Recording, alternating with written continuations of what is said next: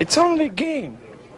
Why you have to be mad? What is up, heroes of Dominion? My name is Charlie. This is Hero War Central, and in this video, I want to talk a little bit about what it means to have Legacy of the Great Ones every single month.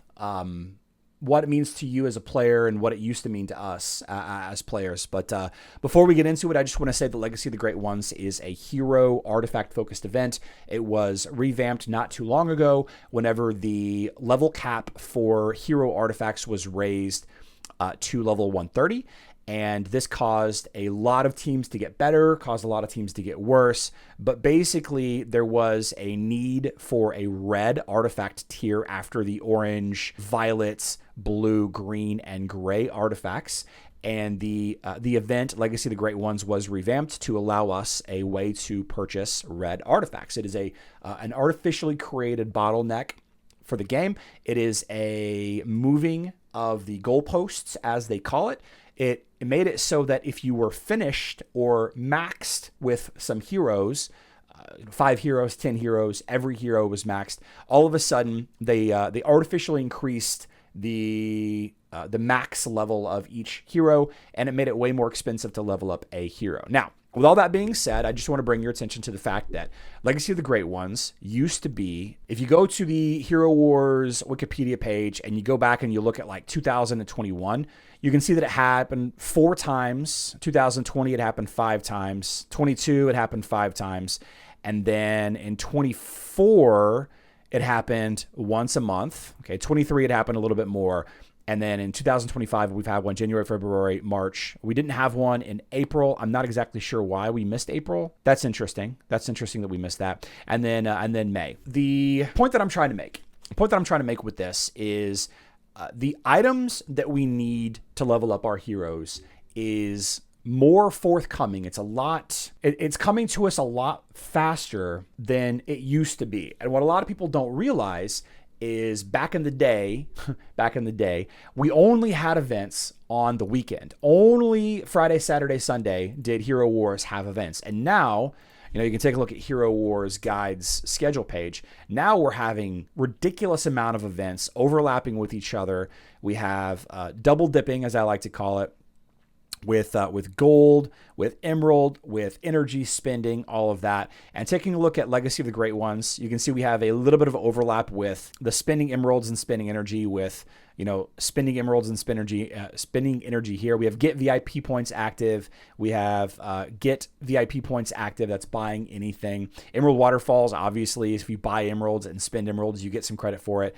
And if that isn't enough, we have Father of the Ocean, which is a Titan Brawl event that's going to go live in a day or two. You have get VIP points, spend emeralds as well. And it used to be that there was never an overlap with stuff like this. Okay, it's never was an overlap. It just didn't happen. And the majority of the events, the majority of the Hero Wars events that we had were events that it was just, all you did was, it was just a bunch of tasks, just a bunch of blanket tasks like, log in, buy stuff, spend emeralds, spend energy, all of these tasks, right?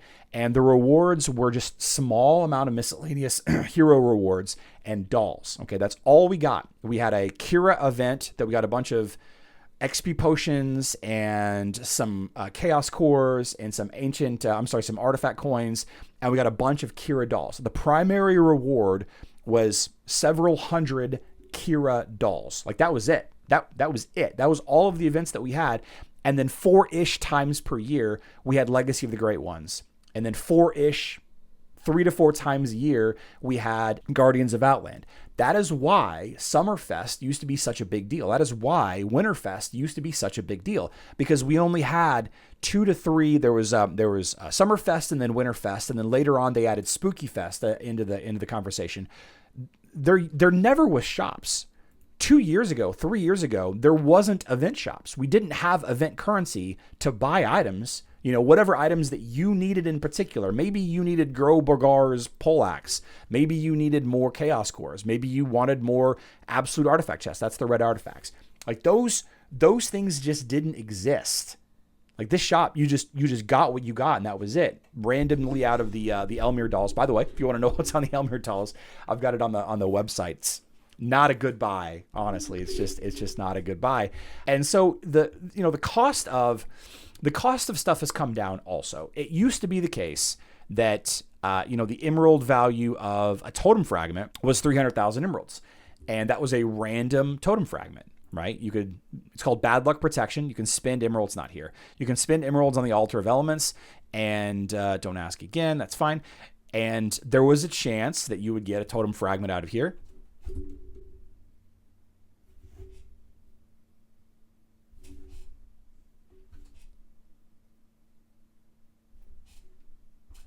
How about that? Okay, that is not the fragment that I was wanting to get. If I'm being honest, it's the least valuable fragment. Well, it's the second least valuable fragment. Well, that's absolutely crazy. So apparently totem prices have dropped dramatically to 4,500 emeralds. That is crazy. That is crazy. Oh man. So anyway, it used to be that if you spent emeralds at the altar of the elements, it would require up to 300,000 emeralds. That's the bad luck protection, right? Before you could get a totem fragment, and it was a random totem fragment. But now we have these events where you can go and you can spend, 150,000 emeralds over here, and let's just walk our way over here. If you go to this mysterious island, say what you will about how they handled this situation here. Can I even get there from here? I don't even know if I can get there. I've got to go all the way around. Of course, this is a totem fragment, and it costs 150,000. I'm sorry. Yeah. This is a totem fragment. It costs 150,000 emeralds, and it's one that you can pick. 300,000 emeralds for a random one versus 150,000 emeralds plus the cost of all the moves, obviously, that you can pick. The game is in a better state for the player than it has been in a very long time, and we complain a lot about like this post right here.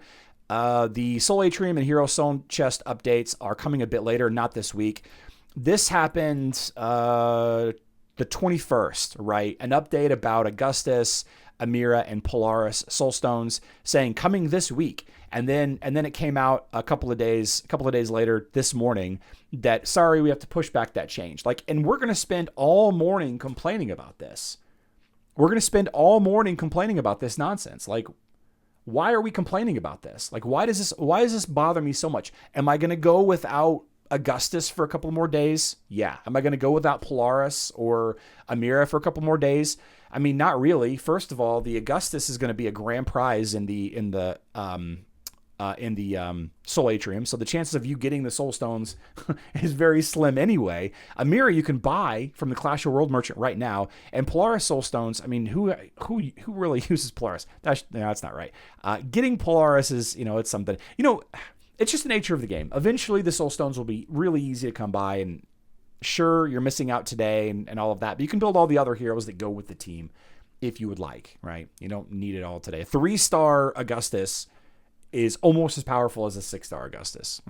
It's just the truth. So check out the linked post in the description. That is the Hero Wars Guide event schedule.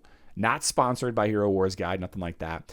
Make sure that you're taking advantage of double and triple dipping only. Don't spend resources unless there's an event to take advantage of it. And we have events like that all the time. All the time. Yeah. Whew. I love you all. Good luck in Dominion.